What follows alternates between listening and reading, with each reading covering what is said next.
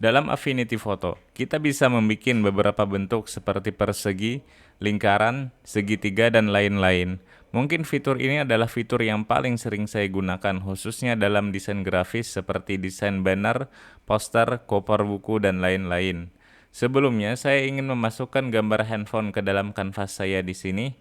Jadi saya pergi ke menu stok di sini. Jadi bagi teman-teman yang belum mempunyai menu stok, teman-teman bisa aktifkan di sini. Oke. Jadi di dalam menu stok kita bisa mencari gambar secara langsung dari Affinity Photo, yaitu dari dua website, yaitu Pixel dan Pixabay. Jadi di sini saya akan mencari dari Pixel saja dan saya ketik font dan saya enter. Selanjutnya akan muncul opsi gambar-gambar yang bisa kita download dan kita masukkan ke dalam Affinity Photo secara langsung. Saya di sini ingin mengambil gambar dari Tyler Latsovich di sini. Saya tahan klik, kemudian saya taruh di dalam kanvas saya seperti ini. Untuk memperkecil, kita bisa perkecil tampilan dulu supaya keseluruhan gambar terlihat seperti ini. Kemudian saya perkecil seperti ini. Oke. Oke, dan saya ingin bikin handphonenya berada di tengah kanvas. Oke, untuk memperbesar teman-teman bisa tahan kontrol dan ketik 0. Oke, saya kembalikan ke layar. Untuk membuat persegi, kita bisa ke rectangle tool atau shortcutnya adalah U. Di sini kita klik kanan dan akan disajikan opsi beberapa bidang datar seperti persegi, lingkaran, segitiga, dan lain-lain. Di sini saya ingin mengambil persegi saja sebagai contoh. Oke, saya klik di sini. Kemudian tahan klik kiri untuk membuat persegi. Kemudian geser mouse sehingga muncul persegi yang teman-teman inginkan ya. Seperti ini. Oke, teman-teman juga bisa membuat persegi dengan sisi yang sama. Jadi dengan menahan shift kemudian melakukan hal yang sama, yaitu tahan klik kiri dan gerakan mouse, maka akan muncul persegi dengan sisi yang proporsional atau sama panjangnya. Seperti ini. Oke, yang ini saya hapus saja. Ketika kita memilih persegi, entah itu secara langsung seperti ini atau dari layer seperti ini, nanti akan muncul beberapa opsi pengaturan persegi di atas sini. Jadi yang pertama adalah fill, yaitu adalah warna. Di sini ada terdiri dari 3 opsi warna, yaitu adalah solid color, yaitu adalah warna solid seperti ini.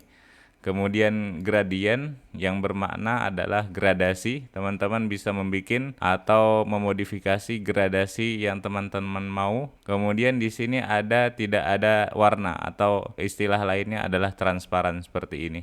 Oke, saya akan jadikan di sini warnanya merah seperti ini.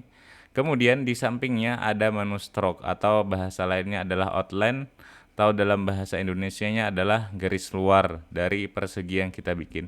Di sini ada berbagai macam opsi, yaitu adalah solid line style, yaitu adalah outline-nya yang berbentuk solid seperti ini. Kemudian ada yang berbentuk dash atau garis putus-putus. Dan ada yang terakhir adalah ada yang berbentuk texture line style, yang mana akan kita bahas dalam video terpisah. Di sini saya akan kembali ke setting solid line style, ke settingan normal. Di sini ada menu untuk mempertebal dan mempertipis outline-nya. Kemudian untuk opsi cap di sini, untuk lebih jelas saya bikin garis di sini dengan pen tool. Oke, seperti ini. Untuk cap seperti ini adalah opsi untuk ujung di sini. Jadi kalau misalkan kita pakainya round cap, jadi ujungnya itu akan berbentuk melingkar. Kalau misalkan butt cap, ini akan seperti ini atau persegi tanpa ada tambahan. Kalau misalkan square cap, maka akan persegi juga tapi dengan tambahan ya. Kemudian untuk di bawahnya, oke, yang ini saya hapus saja. Saya kembali ke persegi yang saya bikin sebelumnya. Untuk di bawahnya di sini join. Join ini adalah opsi pertemuan antara garis atau outline. Jadi misalkan di sini kan ada 4 garis. Yang pertama adalah garis atas, bawah, kiri dan kanan di sini. Jadi pertemuan ini itu adalah namanya adalah join. Jadi opsinya adalah di sini ada round join, yaitu berbentuk melingkar seperti ini. Dan ada juga bevel join, yaitu adalah miring seperti ini. Dan di sini ada meter, ya, yang bentuknya seperti ini. Nanti meter kita akan bahas dalam video terpisah, dikarenakan agak rumit untuk memahaminya. Kemudian untuk align, maksud align di sini adalah penempatan outline yang kita bikin. Jadi ada yang berada di tengah, maksudnya adalah setengah outline-nya berada di dalam persegi dan setengahnya berada di luar. Kemudian align stroke to inside di sini adalah berada di dalam. Jadi outline-nya berada di dalam. Sehingga kalau misalkan kita perbesar, nanti akan, atau kita pertebal maksud saya, nanti akan dipertebalnya arahnya itu ke dalam juga seperti ini. Oke. Adapun yang terakhir di sini outside itu adalah mengarahnya atau outline-nya mengarahnya keluar. Sehingga kalau misalkan kita pertebal maka akan dipertebal dengan arah keluar seperti ini. Kemudian adapun order ini adalah urutan atau posisi outline atau stroke itu berdasarkan persegi. Jadi kalau misalkan di sini behind maksudnya draw stroke behind itu adalah garisnya itu berada di belakang persegi yang kita bikin. Jadi untuk lebih mudahnya kita jadikan saja align-nya, penempatan posisi stroke-nya itu berada di tengah seperti ini, sehingga kita bisa lihat nantinya bagian mana yang akan tertutup dan terekspos. Oke, kalau misalkan behind itu nanti berada di belakang, nanti berarti perseginya berada di depan. Jadi outline-nya yang masuk ke dalam persegi itu tidak kelihatan. Kalau misalkan in front itu berada di depan, sehingga perseginya yang mana yang asal mulanya itu adalah garis biru ini, itu adalah bagian persegi keseluruhannya, tapi tertutup dengan stroke yang kita bikin, dikarenakan stroke-nya itu berada di depan posisinya. Selanjutnya adalah scale with object. Jadi di sini kita kalau kita aktifkan, maka kalau misalkan kita perbesar persegi yang kita bikin seperti ini, maka outline atau stroke-nya itu akan ikut diperbesar juga, atau ukurannya itu relatif dengan ukuran persegi yang kita bikin. Oke, seperti ini ya. Kalau misalkan kita perkecil maka akan menjadi kecil juga seperti ini. Oke. Untuk yang kalau misalkan kita tidak checklist, maka kalau misalkan kita perbesar maka akan tidak ada perubahan seperti ini. Jadi ukurannya atau ketebalannya itu absolut. Entah itu kita perkecil atau kita perbesar seperti ini. Tidak ada perubahan terkait dengan ketebalan stroke yang ada dalam persegi yang kita bikin seperti ini. Oke, selanjutnya di sini kita juga ada opsi pengaturan untuk corner, yaitu adalah sudut dari persegi yang kita bikin. Jadi kalau misalkan kita settingnya dengan rounded maksudnya itu adalah melingkar, maka akan jadi seperti ini. Dan untuk mengaturnya kita bisa geser slider seperti ini. Jadi kalau misalkan lebih dari 50% maka akan jadi bulat atau jadi lingkaran seperti ini. Oke, teman-teman juga bisa mengaturnya dengan ukuran yang absolut seperti ini. Jadi tidak persentasi, sehingga kalau misalkan kita perbesar nantinya maka akan jadi absolut atau tidak berubah posisinya, atau tidak ketebalannya atau lingkarannya ini tidak berubah ya. Jadi akan tetap seperti ini. Oke.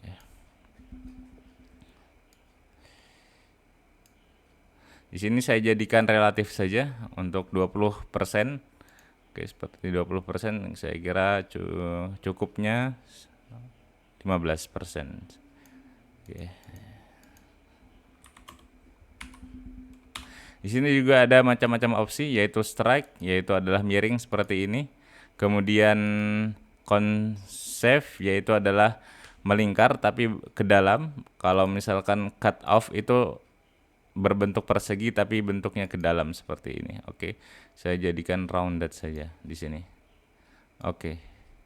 Teman-teman juga bisa menyeting. Jadi dengan menonaktifkan single radius, kita bisa menyeting satu persatu bagian sudut dari persegi yang kita bikin.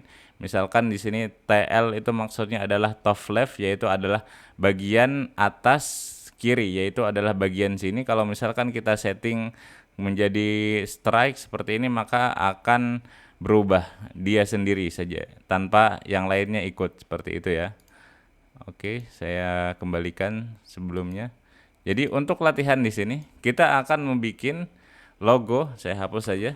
Kita akan menghapus tulisan hello di sini. Kemudian kita ganti dengan logo YouTube. Ya, nanti kita akan bikin logo YouTube-nya dari rectangle tool sebagaimana yang kita pelajari sebelumnya. Baiklah. Untuk menghapus, kita Ctrl 0 untuk memperbesar 100%. Untuk menghapus tulisan hello di sini, kita bikin layer baru di sini. Tinggal klik add pixel layer, nanti akan bikin satu layer. Jadi fungsi layer di sini itu adalah seperti layer kertas. Jadi kalau misalkan berada di atas, berarti akan menutupi bagian yang paling bawah, seperti itu. Jadi kita select atau kita pilih layer yang paling atas, kita akan menggambar atau membuat sesuatu di layer ini. Jadi kita pilih di sini adalah clone brush tool atau shortcutnya adalah K di sini. Oke. Jadi cara kerja tool ini adalah dengan menduplikasi sampel yang kita sampel ya. Kemudian diduplikasi di tempat yang kita brush. Misalkan saya akan mengambil sampel di sini, jadi saya tinggal tahan Alt, kemudian muncul icon seperti ini. Saya klik, maka kita akan melakukan mensampel bagian yang di sini. Ya, kalau misalkan kita brush di bagian ini, maka yang bagian kita sampel akan terduplikasi di tempat yang kita brush. Seperti itu ya. Oke, untuk menghapusnya kita bisa sampel di bagian yang warna putih ini. Kemudian kita brush di tulisan hello-nya sehingga tulisan hello-nya tidak kelihatan ya, seperti ini. Oke, jadi fungsi layer, bagian yang atas layer ini akan menutupi bagian bawah ya. Jadi gambar ini akan ditutupi dengan layer yang kita bikin, yang mana bentuknya itu adalah brush yang kita lakukan tadi. Jadi kalau misalkan kita tidak perlihatkan, maka tulisan hello-nya masih ada seperti ini. Oke, untuk membuat logo YouTube kita bikin dulu rectangle. Jadi kita ke rectangle tool, kemudian kita bikin persegi panjang seperti ini. Kemudian untuk stroke tidak usah kita pakai. Kemudian untuk bagian sudutnya kita jadikan rounded atau melingkar seperti ini. Saya kira 15% cukup seperti ini. Oke, kemudian untuk bagian tengahnya kita gunakan segitiga seperti di triangle tool. Klik kanan kemudian pilih triangle tool. Maka akan muncul opsi segitiga yang bisa kita bikin. Untuk membuat segitiga dengan sama sisi, teman-teman bisa tahan shift kemudian tahan klik kiri, kemudian geser mouse teman-teman sehingga tercipta segitiga yang teman-teman inginkan. Oke, saya rasa ini sudah cukup. Kemudian saya jadikan warna segitiganya menjadi putih seperti ini. Oke. Kemudian saya akan taruh di depan persegi yang saya bikin sebelumnya. Untuk merotasi, kita bisa pergi ke samping sini. Jadi entah itu di samping atas atau bawah, pojok-pojok sini nanti akan muncul. Kalau misalkan kita arahkan kursor kita ke samping, akan muncul icon seperti ini yang berfungsi untuk memutar atau merotate persegi atau bentuk-bentuk yang kita bikin. Jadi untuk merotate tahan klik kiri, kemudian gerakan mouse teman-teman. Untuk lebih presisi, kita bisa menahan shift ya, menahan shift kemudian tahan klik kiri, kemudian kita gerakkan nanti akan merotasi dengan perkalian 15 ya. 15, 30, 60, 75, 90 seperti ini. Saya kira cukup 90 dan saya setting ke tengah sampai muncul garis warna hijau dan merah ini yang artinya itu adalah snapping. Jadi kalau misalkan teman-teman mau mengaktifkannya di enable snapping, nanti akan muncul bantuan untuk mempaskan, mensejajarkan ya, maksud saya itu ya, supaya sejajar. Nanti akan muncul garis-garis warna merah dan hijau seperti itu. Kemudian selanjutnya kita akan menggrup atau mengelompokkan ya. Jadi kalau misalkan saya pilih cuman segitiga, nanti kalau misalkan saya gerakan, maka cuman segitiga yang saya gerakan, tidak beserta dengan persegi yang di bawahnya ya.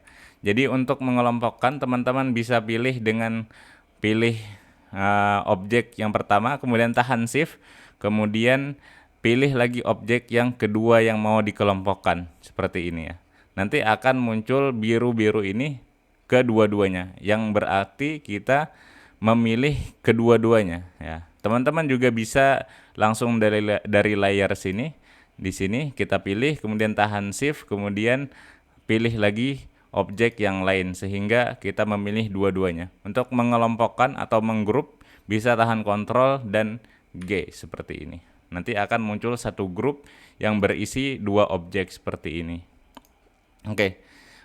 Jadi saya jadikan logo YouTube yang kita bikin ini berada di depan handphone atau berada di depan layar seperti ini. Kemudian kita rotasi, kita putar sehingga sesuai dengan rotasi layar seperti ini. Oke, kita perkecil dari samping sini. Kemudian kita taruh di tengah-tengah layar handphone yang sebelumnya kita bikin. Ya, oke. Oke, teman-teman juga bisa membuat, maksud saya teman-teman juga bisa menggunakan arah di keyboard teman-teman, kiri, kanan, atas, bawah, supaya sejajar seperti ini. Oke, saya kira sudah cukup seperti ini. Oke, baiklah, begitulah teman-teman kira-kira terkait dengan rectangle tool. Untuk pelajaran selanjutnya adalah marquee tool.